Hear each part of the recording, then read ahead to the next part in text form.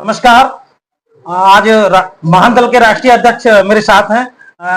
Sir नमस्कार। नमस्कार sir, आज आप मीरगंज विधानसभा पहुंचे हैं। मीरगंज विधानसभा में आज लगातार आप जनसंपर्क कर रहे हैं। जनसंपर्क के दौरान आपको बड़ी बड़ी संख्या में आपको लोग स्वागत भी कर रहे हैं। वहीं सर, अभी आगामी जो 2027 का विधानसभा चुनाव है, उससे पहले भी पंचायत चुनाव भी है, तो सर पंचायत चुनाव और 2027 के विधानसभा चुनाव पर आपकी क्या कहना चाहेंगे? देखिए, पहला तो जो भ्रमण चल रहा है वो जागरूकता अभियान है, ग्राम जागरूकता अभियान। जो महान दल में लोग जुड़े थे, किसी कारण से अगर भटक गए हैं तो मैं गांव गांव जाकर उन्हें सही बात जानकारी दे रहा हूं, महान दल की नीतियों के बारे में बता रहा हूं और उन्हें समझा रहा हूं बिना महान दल को मजबूत किए आपको हक, अधिकार, सम्मान और नौकरी तो छोड़ दीजिए, शाक्य सैनिक कुशवाहा मौर्य समाज को न्याय भी नहीं मिलेगा। हम सपा, बसपा, भाजपा, कांग्रेस बड़ी बड़ी बातें करते हैं, लेकिन जब सत्ता में आते हैं तो सब जातिवाद करते हैं। भाजपा आज आरक्षण भी छीन कर पुलिस की भर्ती जब हुई तो उन्होंने पुलिस की भर्ती में मिश्रा जी, तिवारी जी, शुक्ला जी, उपाध्याय को पिछड़ी जाति में भर्ती कर दिया। तो पिछड़ी जाति मिश्रा जी, शुक्ला जी भर्ती आते हैं। जो पहले बेईमानी किया होगा, नौकरी पाने के लिए पेपर लीक किया होगा, अपनों को फायदा पहुंचाया, वो तो किया अंदर से। लेकिन जो आरक्षण का हिस्सा था उसमें शुक्ला जी, मिश्रा, तिवारी जी को पिछड़ी जाति में अगर कोई भर्ती कर रहा है तो इसका मतलब वो सीधे सीधे आरक्षण को नुकसान पहुंचा रहा है। तो इसी तरह से वो कहते हैं सबका साथ, सबका विकास, सबका विश्वास, और यादव समाज को खुलेआम आरोप लग जाने पर खाली इनकाउंटर हो जा रहा है। और जबकि वहीं अगड़े जातियों के साथ उत्तर प्रदेश के अंदर एक अभी तीसरा मोर्चा जो बना है, मैं स्वामी प्रसाद मौर्य और भी कई छोटे उसमें दल हैं जो कि अभी तीसरे मोर्चे का ऐलान कर रहे हैं। वहीं आपकी पार्टी है जो कि एक मजबूत पार्टी मानी जाती है, बहुत लंबे समय से मौर्य कुशवाहा साख से ही नहीं बल्कि पिछड़े समाज में एक मजबूती से काम कर रही है। और आपको कई बार लगातार देखा जाता है पिछड़ों के साथ शोषण अत्याचार होता है तो मजबूती के साथ आंदोलन हो या आवाज बुलंद करने का काम करते हैं। देखिए, तीसरा मोर्चा कुछ नहीं। इसी तरह ओवैसी जी ने, ओम प्रकाश राजभर ने, बाबू सिंह कुशवाहा ने इसी तरह के एक मोर्चा बनाया था जी पिछले 2022 के चुनाव में, और इन लोगों को सीट मिल गई जब बड़ी बड़ी पार्टियों से, सपा, बसपा, भाजपा से, तो मोर्चा खत्म हो गया। पहले वो ओम प्रकाश राजभर भाग गए, फिर बाबू सिंह कुशवाहा सपा में विलय कर लिए। तो ये मोर्चा कुछ नहीं, भाजपा कांग्रेस के इशारे पर ये लोग सपा का वोट काटने के लिए मोर्चा बनाए जिससे वो पूछ लें इन्हें सीट मिल जाए, बाकी कुछ नहीं। अगर पिछले मोर्चे में बाबू सिंह कुशवाहा को मुख्यमंत्री बनाने की बात हो रही थी, 100 वोट भी नहीं पाए किसी विधानसभा में ये लोग मोर्चे वाले। स्वामी प्रसाद मौर्य जो मोर्चा बनाए मुख्यमंत्री की बात कर रहे हैं, उन्हें किसी भी विधानसभा में 200 वोट मिल जाएगा उनके प्रत्याशी को, तो मैं मान लूंगा वो मुख्यमंत्री हो गए। अब रही बात आगे की बात की महान दल क्या करेगा 27 में। महान दल का फोकस है, पहला तो महान दल की चाहत है कि भाजपा और कांग्रेस को सत्ता से दूर रखे, क्योंकि भाजपा और कांग्रेस दोनों आरक्षण विरोधी हैं, संविधान विरोधी हैं, पिछड़ा, दलित और अल्पसंख्यक विरोधी हैं। ये दोनों को बाहर रखने के लिए महान दल अकेले नहीं रख सकता। मैं प्रयास करूंगा कि मेरा सपा या बसपा से गठबंधन हो। अगर गठबंधन नहीं होता सर 2022 के चुनाव में समाजवादी पार्टी के साथ पूरी बात, अगर गठबंधन नहीं होता तो फिर मैं देखूंगा मुझे किसी को हराने में क्या, किसको मैं हरा सकता हूं, किसको जिता सकता हूं। तो मैं अपने वोट के माध्यम से सपा, भाजपा, बसपा में से किसी को हराऊंगा, किसी को समर्थन करके जिताऊंगा। लेकिन अभी मेरा प्रयास है कि सपा या बसपा में से उत्तर प्रदेश में कोई मजबूत हो, क्योंकि जब तक सपा, बसपा, महान दल में से कोई सत्ता में नहीं आएगा उत्तर प्रदेश में, भाजपा, कांग्रेस हर जगह भ्रष्टाचार करते हैं, आरक्षण और संविधान को नुकसान पहुंचाते हैं। उनसे आप कुछ मांग नहीं सकते, उनसे आप धरना प्रदर्शन करके कुछ छीन नहीं सकते। तो उससे बेहतर है उन्हें सत्ता से हटा दो। और सब इस समय मुकाबले में समाजवादी पार्टी है, समाजवादी पार्टी थोड़ी मदद अगर मिल जाए तो भाजपा को आराम से हरा सकती है, और मैं उसके लिए तैयार हूं। 2022 में महान दल गठबंधन में था समाजवादी पार्टी के साथ। 2027 के चुनाव में अगर भाजपा से या बसपा से आपको मौका मिलता है तो सर किस पार्टी के साथ गठबंधन में? देखिए, मेरी पहली चाहत यह है कि मैं इस समय, चूंकि बहुजन समाज पार्टी वो स्थिति में नहीं है तो भाजपा को हरा सके। लेकिन अखिलेश यादव जी और समाजवादी पार्टी में इस समय वो काबिलियत है, तो मैं पहला प्रयास करूंगा, चूंकि मुझे भाजपा को हराना है, भाजपा को सत्ता से दूर रखने का प्रयास करना, इसलिए मैं समाजवादी पार्टी को पहली प्राथमिकता दूंगा। दूसरी प्राथमिकता भारतीय जनता पार्टी, दूसरी प्राथमिकता बहुजन समाज पार्टी के। बहुजन समाज पार्टी भी अगर हमें अपने साथ गठबंधन में रखे तो उसे पूरे पश्चिम में जहां महान दल मजबूत है उसके साथ जाटा और शाक्य सैनिक कुशवाहा मौर्य और प्लस प्रत्याशी वोट मिलकर वो भी लड़ाई में आ सकती है। लेकिन अकेले अगर बहन जी चाहे, अकेले महान दल चाहे, अकेले अखिलेश यादव चाहे कि हम सरकार बना लेंगे भाजपा को हरा के, तो दिन में सपना दे गए। भाजपा बहुत मजबूत। सपा सुप्रीमो ने अभी ऐलान किया, अपना उनका स्टेटमेंट आया है कि हम कांग्रेस के साथ गठबंधन में रहेंगे।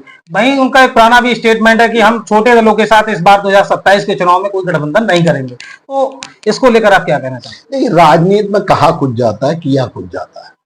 कांग्रेस और समाजवादी पार्टी के बीच में बड़े मतभेद हैं।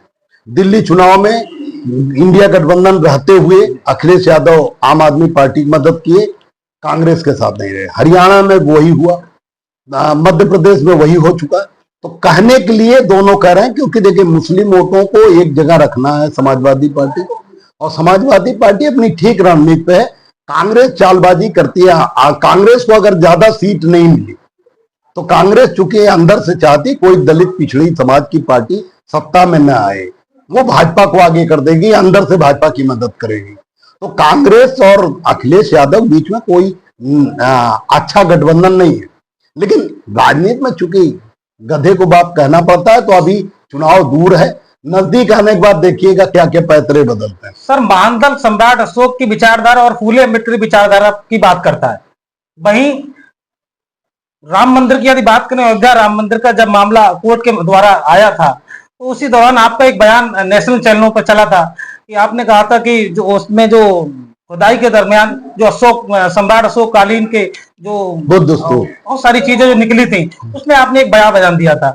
वहीं भारत के अंदर एक बड़ा आंदोलन चल रहा है, महाबोधि आंदोलन, उसको उस पर सर क्या स्टेटमेंट है?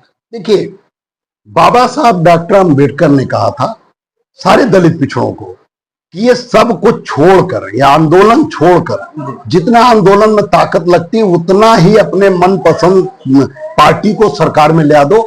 आंदोलन की आवश्यकता नहीं पड़ेगी, संसद भवन पर कब्जा करो, वही सत्ता सारे बंद दरवाजों की चाबी है। आपको महाबोध विहार या जनता को महाबोध विहार के बारे में बिहार में कम जानकारी है।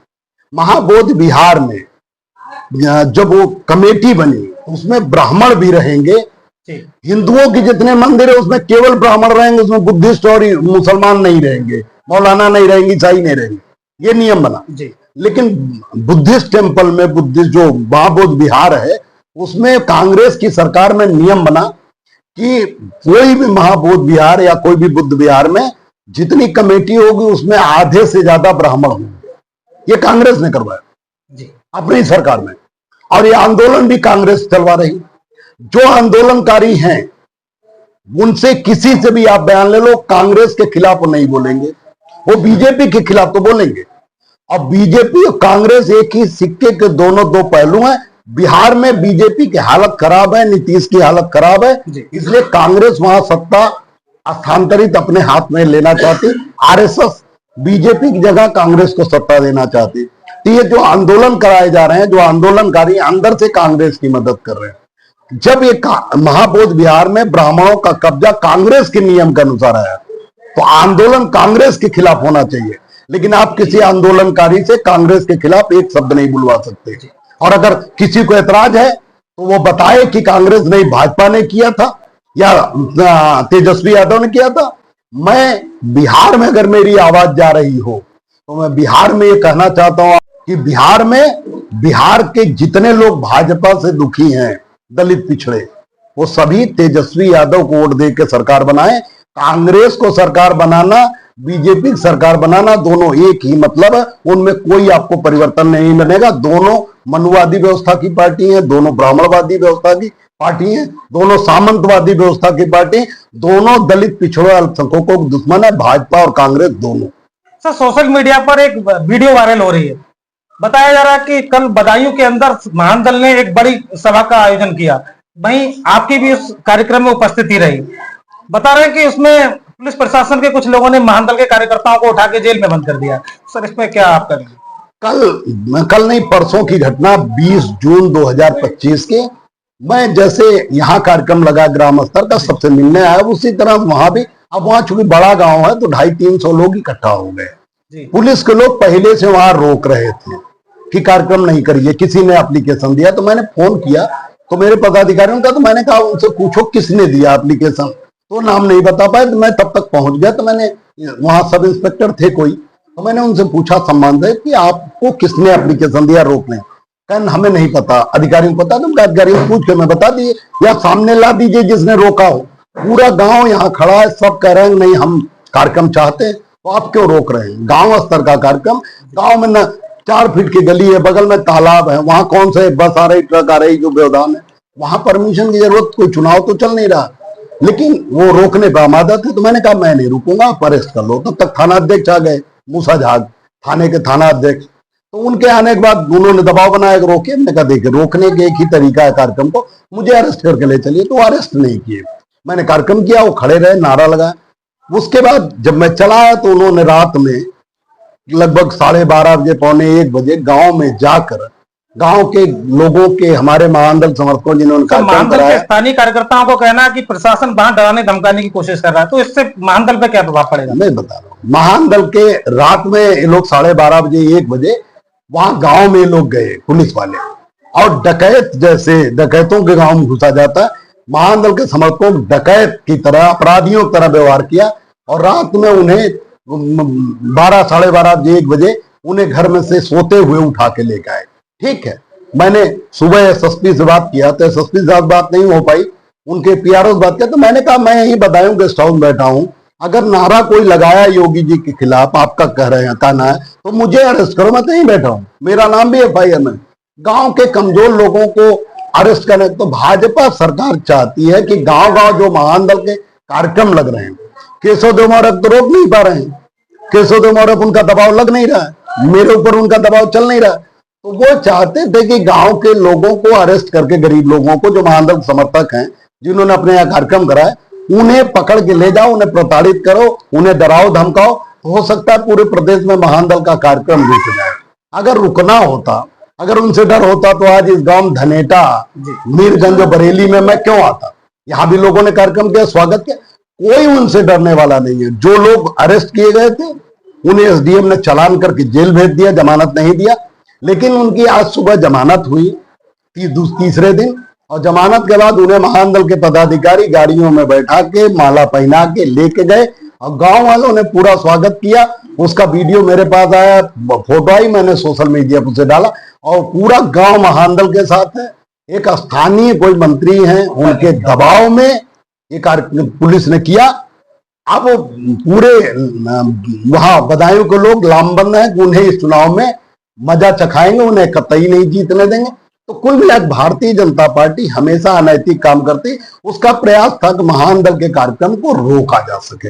बहुत बहुत उत्तर प्रदेश में जातिवाद चरम पर है, वहीं जो गुंडाई करने वाले लोग हैं उनकी जाति की तरफ देखा जाए तो वो मुख्यमंत्री की जाति के स्वजातीय लोग हैं, तो इस पर क्या आप? देखिए ऐसा है, जब सारी पार्टियां जातिवादी हैं, भाजपा की हर झंडे पर जाति का नाम लिखा हुआ, मैंने अभी भाषण में लिखा, सपा यादव की पार्टी के नाम से मशहूर है, बसपा जाटव के नाम से पार्टी मशहूर है, भाजपा ठाकुर ब्राह्मण, और महानदल मौर्य साक्य सैनिक कुशवाहा की पार्टी के नाम मशहूर। तो इस सब में जातिवाद, सब जातिवाद करते हैं। सपा की सरकार में भी होता है, अपनी जाति देख के उन्हें अन्याय, उनके साथ अन्याय होने पर कार्रवाई नहीं होती। बसपा की सरकार में भी होता है, भाजपा की सरकार में कुछ ज्यादा हो रहा है। आज ठाकुर ब्राह्मण बनिया कुछ भी करें, योगी वो बलात्कार कर ले, कोई कार्रवाई नहीं। कौशाम्बी में पाल समाज की 8 साल की बेटी के साथ बलात्कार हुआ, आरोपी सिद्धार्थ तिवारी जेल गया, लेकिन बाद में उसके पिता ने दिखावे के लिए जहर खाया, लेकिन उसमें पुलिस ने लापरवाही की तो मर गया, अब उसकी मौत हो गई। उसके मरने पर ब्रिजेश पाठक जी ने, उत्तर प्रदेश के उप मुख्यमंत्री ने, पूरे पाल परिवार को जेल भिजवा दिया। प्रधान के ऊपर 25,000 रुपए, जो पाल प्रधान है जिन्होंने मदद की थी, उनको ऊपर 25,000 के नाम माने वो अपराधी है, और भाजपा ने जेल भिजवा दिया। और सिद्धार्थ तिवारी को फर्जी तरीके से 164 बयान पहले हो चुके थे, दोबारा 164 का बयान हुआ और 164 बयान अंग्रेजी में सवाल पूछे गए उस बच्ची से 8 साल में, और वो नियम विरुद्ध तरीके से उसकी मां के अलावा किसी और महिला को खड़ा करके 164 बयान गलत दिखा के उसे छोड़ दिया गया सिद्धार्थ तिवारी को। माने बलात्कारी बाहर है और निर्दोष पाल समाज के लोग जेल में। इसकी महान दल परिवार निंदा करता है और भाजपा सरकार को उखाड़ फेंकने की संकल्प लेता है। भाजपा सरकार को उखाड़ फेंकना दलित पिछड़ों के लिए बहुत जरूरी, ये खुलेआम अन्याय करता है।